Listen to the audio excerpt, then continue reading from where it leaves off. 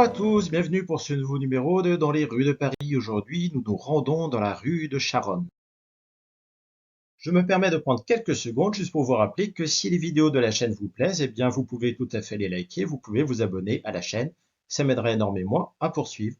Et je vous invite également à mettre des commentaires aux vidéos, j'y répondrai avec plaisir. On va revenir maintenant à notre carte postale qui dispose aujourd'hui d'un titre assez simple, Paris, rue de Charonne. Au-dessus, vous avez une mention manuscrite, difficile à dire toutefois de quoi il s'agit précisément. En bas à droite, on nous indique que la carte postale a été éditée par l'éditeur Gondry. À côté, vous voyez également le tampon de la ville de Paris, donc carte postale qui provient, comme bien souvent, de la bibliothèque historique de la ville de Paris. En haut à gauche, on distingue cette fois un nom de rue, rue Saint-Bernard. Donc ici, on se trouve à l'intersection entre la rue Saint-Bernard et la rue de Charonne.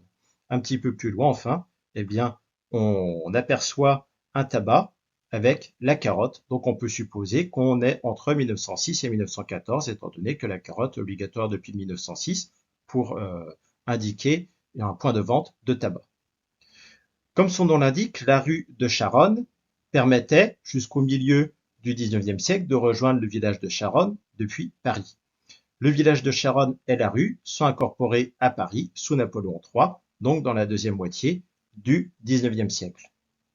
Sur le plan de 1912, ici, eh bien, on s'aperçoit que la rue de Charonne commence à la rue du Faubourg Saint-Antoine et se termine au boulevard de Charonne. C'est donc une rue qui est relativement longue. On va revenir maintenant à notre carte postale. On va évoquer assez rapidement les différents commerces. Le premier que l'on voit ici, c'est un commerce qui est spécialisé dans la layette. Au-dessus, vous distinguez une publicité pour la compagnie Singer, les machines à coudre Singer, qui avait donc un point de vente rue du Faubourg Saint-Antoine.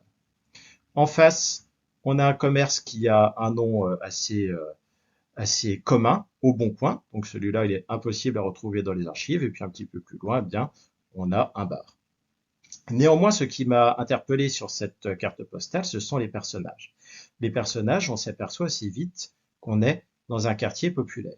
On trouve également beaucoup d'enfants sur notre carte postale, mais les adultes, eux, semblent être au travail. Donc, on est peut-être un jour pendant les vacances scolaires.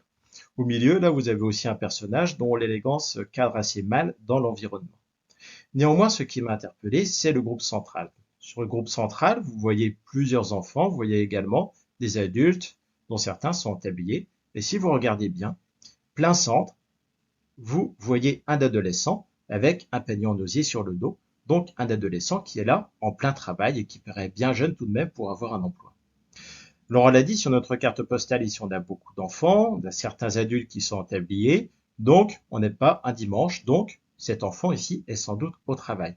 Je vous rappelle que l'école est gratuite et obligatoire de 6 à 13 ans depuis Jules Ferry en 1881. La Belle Époque, c'est aussi un moment où l'État commence à s'intéresser au bien-être des enfants. À cela, il y a plusieurs raisons. La première, évidemment, la première raison, c'est une simple question d'humanité. Ensuite, au niveau international, la France vit un épisode qu'on juge alors dramatique. Sur le plan démographique, la France était le pays le plus peuplé jusqu'au 19e siècle, mais elle a été rattrapée par plusieurs pays et surtout, elle a été complètement dépassée par l'Allemagne. Donc, on commence aussi à choyer, les mères à choyer les enfants à cette époque-là. Au niveau de la politique nationale, cette fois aussi, eh bien, le pouvoir républicain cherche à concurrencer l'Église dans les consciences, et donc l'école, les instituteurs dans ces perspectives sont absolument essentiels. On a donc une série de lois qui vont sortir et qui vont légiférer le travail des enfants. Le monde du travail, évidemment, a connu beaucoup de chambardements depuis le début de la révolution industrielle. La nature du travail a énormément évolué. On a une loi en 1892 qui limite à 10 heures le nombre d'heures qu'un enfant de 13 ans peut accomplir dans la journée. Et en outre, on précise que cet enfant devra donc obtenir un certificat d'aptitude pour effectuer le travail en question.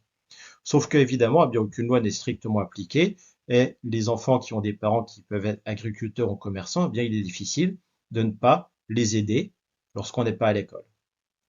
Donc notre enfant ici, eh bien, il paraît tout de même bien jeune pour son panier en osier. Alors je vous remercie encore une fois d'avoir regardé ce numéro et je vous donne rendez-vous dans quelques jours pour le prochain.